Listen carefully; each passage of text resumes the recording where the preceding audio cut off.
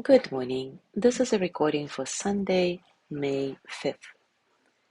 Today, let's summarize what we have learned about the fourth building block of shame resilience, speaking shame. As usual, it will be a self-reflection practice. So if you want to answer the questions I'll be posing in writing, be sure to have your journal handy. But of course, you can do everything in your mind if you prefer. But first, let me just give you a quick summary of main key points. There is nothing more frustrating and sometimes frightening than feeling pain and not being able to describe or explain it to someone.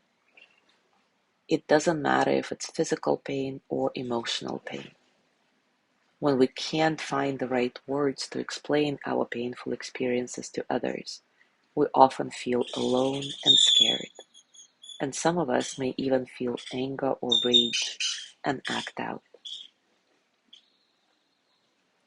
Shame is a complex language. Learning it requires practice and skill. Speaking shame requires us to develop names and terms to describe some of the most painful and abstract concepts that we as humans have to confront. When we speak shame, we learn to speak our pain. The shame trap that we talked about is one of the most difficult forms of shame to recognize, process, and speak because it's disguised as just a well-intentioned conversation. The shame trap is often so hidden or camouflaged that we unknowingly walk into it over and over again before we even recognize that we're being shamed. Speaking shame allows us to translate our experiences so that we can learn from them. And this is shame resilience. Because really we cannot stop shame from happening, it arises spontaneously. But we can learn to recognize it early enough to move through it constructively rather than destructively.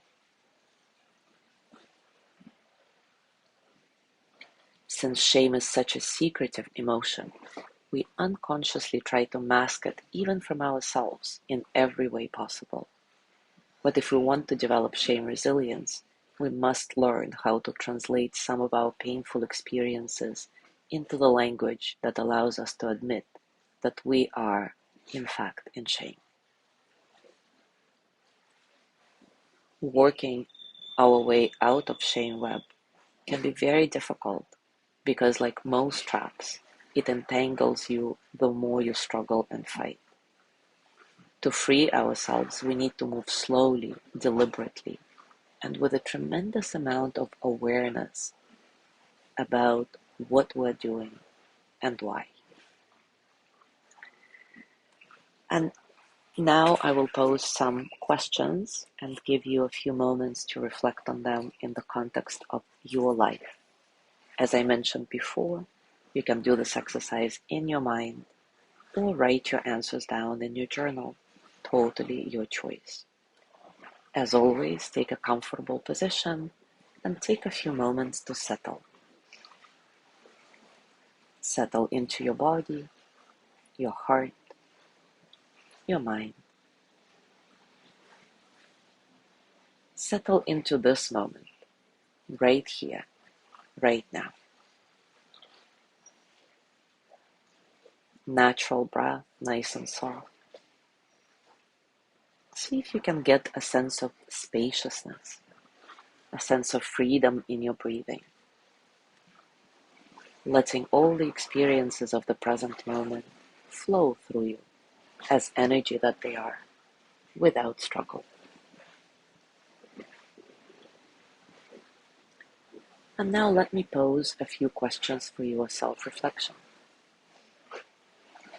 I'll pause after each to give you time to write them down or just reflect on them in your mind. Remember, as you ponder these questions, be sure to keep part of your attention gently scanning and re-scanning your body, and notice how this reflection affects your physical and emotional being. Question number 1. Can you usually catch when you are in shame and describe the experience in a concise way, even if it's just to yourself? Can you usually catch when you are in shame and describe the experience in a concise way, even if it's just to yourself?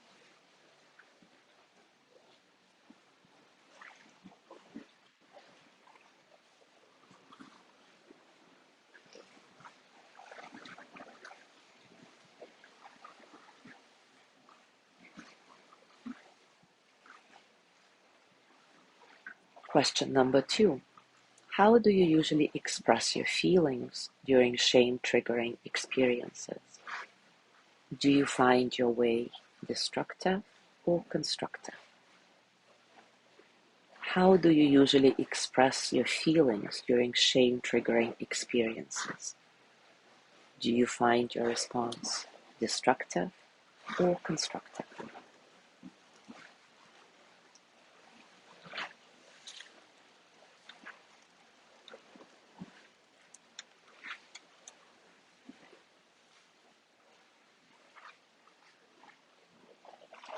Question number 3. In moments of confusion or shame, do you take deliberate steps to understand the motivations behind the actions causing you discomfort and shame? In moments of confusion or shame, do you take deliberate steps to understand the motivations behind the actions causing you discomfort and shame?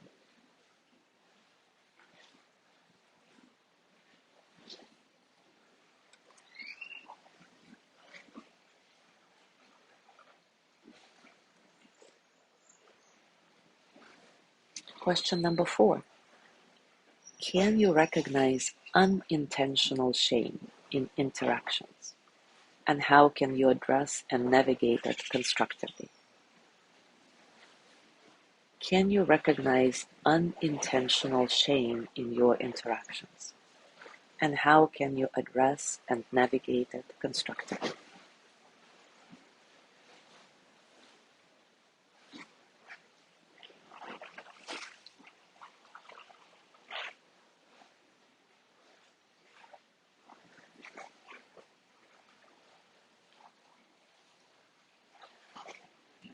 And finally, question number 5.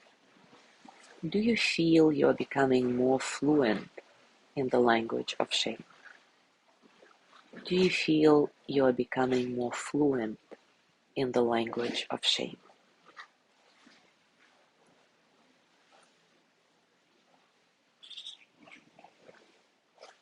Now place your hands on your heart, and as always, send the energy of loving kindness to yourself, with gratitude for being here, for doing this challenging work. May I be filled with loving kindness.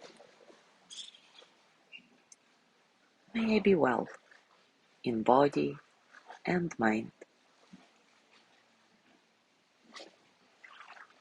May I feel loved, cared for, at ease.